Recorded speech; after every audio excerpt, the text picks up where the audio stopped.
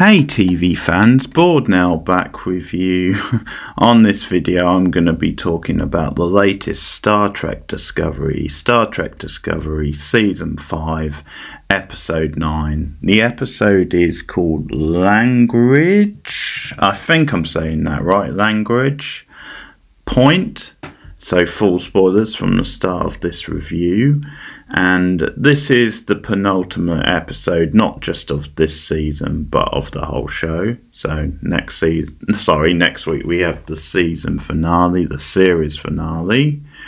And I think in pretty typical modern Trek form, this episode feels very much like a setup for the grand finale, and it sort of feels like a two-parter, even though it's like not stated like that. It's an official type thing, but definitely a setup, and there is a cliffhanger for next week. So like in many ways an unofficial two-parter. And well, the last couple of weeks I have been more positive. Like I did say, last week's episode was the best of the season, in my opinion. I know some people might disagree with that, but I actually liked last week's quite a bit. This one, not so much. I think it's a little bit sluggish. It's a little bit Miranda's about, and definitely has some of the problems I think of when I think of this show. There's good things as well in it, and there's definitely character moments that I enjoy. So it's far from the worst episode of the show, but it was a little hit and miss for me. But it's probably that thing also, until you see the finale and stuff, maybe you can't judge it completely, but it was middling. Let's just say that. It was middling. So we actually get the first appearance in a while for Saru. He's in the first scene of the episode. So that does feel like a big deal. He walks in with some nice flowers for his future wife, the president, and it does feel like a little bit of a cameo. I know they have a big scene later because they get involved in the whole ongoing thing with Moore and with like Michael and Discovery, and once again they're debating like the politics of it, and they're also talking about if Saru backs her up, what does that look like, with them being like together and stuff. And yeah, and they kind of come to an agreement with that stuff. And he has a nice line actually about how like his race can be just as like kind of logical, if you like, than Vulcans can. So that was a good line, and it's a decent scene. And at the end he goes off to help Michael and co, and with her blessing. So that makes sense with it being the last episode next week. But like they leave it on a little bit of a like bittersweet note, because he's sort of, they're both honest, and he could be going off and not returning, although he very much is on the positive side of I will see you when I return. So we'll see. I mean, it's the last episode, so it's not impossible then they will kill him off, but I'm kind of suspecting he might survive, but we'll see. So that scene's pretty decent later on, but it was a little bit of, hey, we haven't seen Saru in a while, so here's a cameo from him. Because when he appears at the beginning with the flowers, they find out about Moore's plan, and Moore and the Breen, and where they're heading, and where this tech is, and they decide to alert Discovery in that. So that opening bit just felt like a bit of, yeah, there maybe wasn't that much of a point to it. And later on, Discovery obviously find out about it, and they see the thing in space, and it's like there's a wormhole on the way. So they've got to try and come up with a plan to get inside and get the technology as fast as possible. And Adira at one point, because this is quite a big episode for her, she comes up with a nice plan. She mentions about how, like I think it was in the academy or with her training, like there was this sort of hack sort of technique.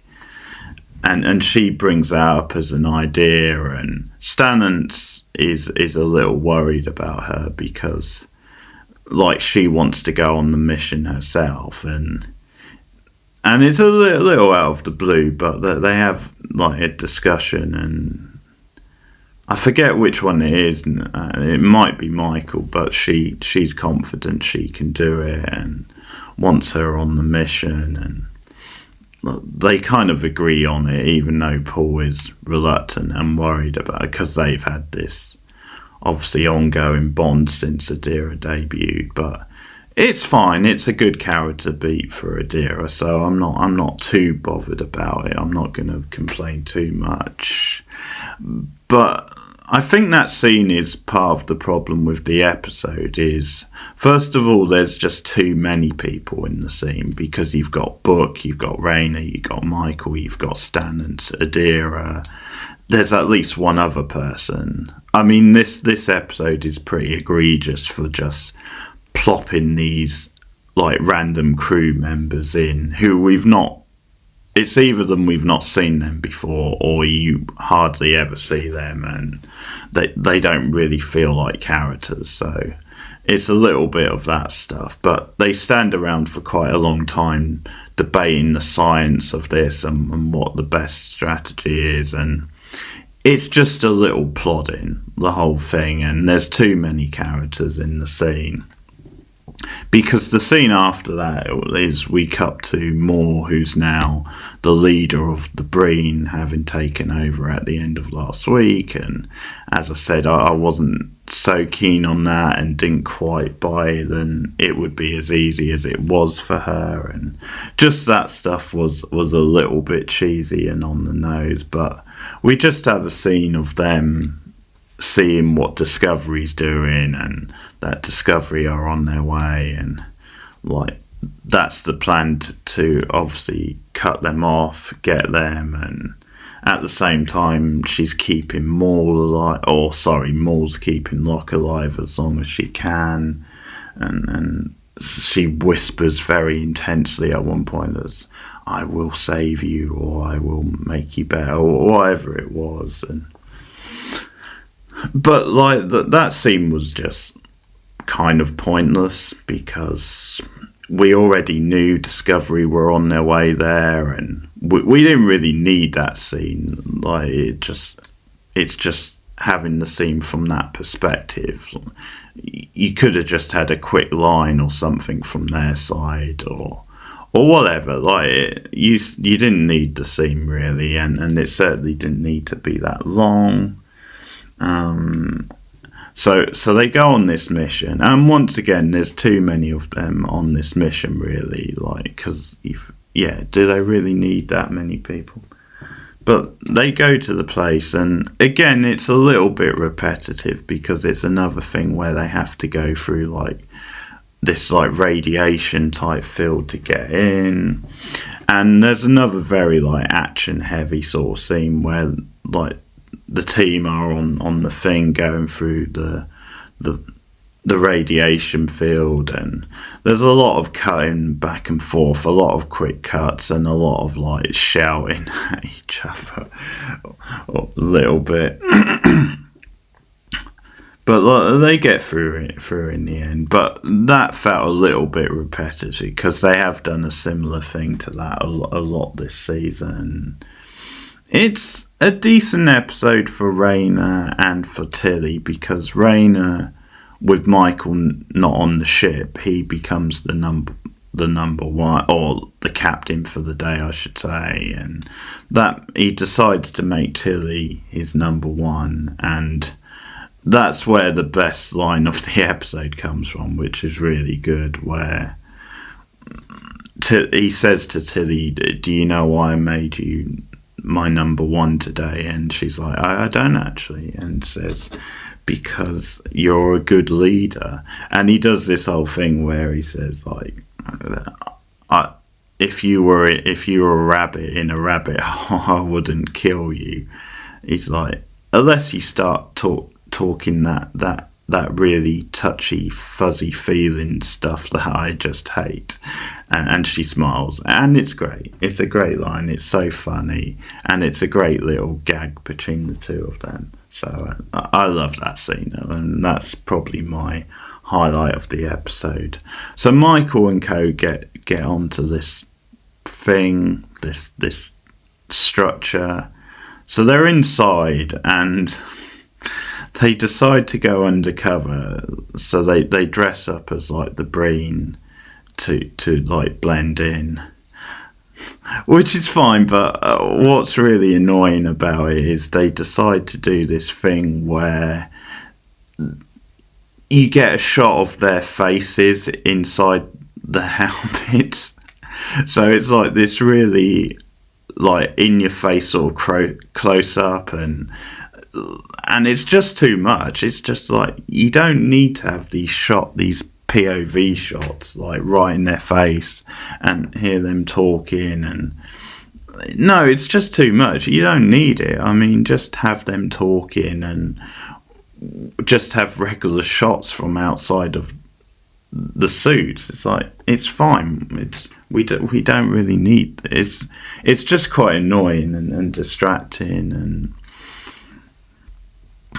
there's an annoying bit of drama in Michael and Book, because she is still has this thing about last week when it was him who appeared to her when she was doing that like puzzle in the library, and she kind of lingers on the fact that probably means there's unresolved tension between them. So she takes him aside randomly and brings that stuff up, and he kind of says, it's fine, I forgive you. But it's one of those things, like she even says herself in the scene, this is probably the worst time to be doing. And it's like, yeah, no shit, Michael. And so I'm kind of done with Michael and Book now. I think if they're going to end up together, which I'm guessing they are, just have them get together with the minimum of fuss is what I'm saying. I don't want more drawn out drama, because I'm kind of done with their stuff now, to be honest.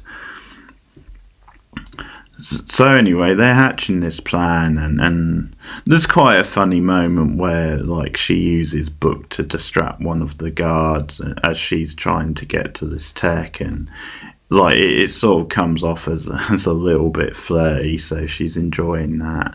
So there's a couple moments of humour like that. I also quite enjoy, there's a scene where Adira and one of the other crew members are paired off, and then a couple of like the Breen come along, and Adira like acts tough to pretending she's like their boss and stuff, and that's quite funny, her doing that under the hood. So there are a few funny moments sprinkled in, which I appreciated.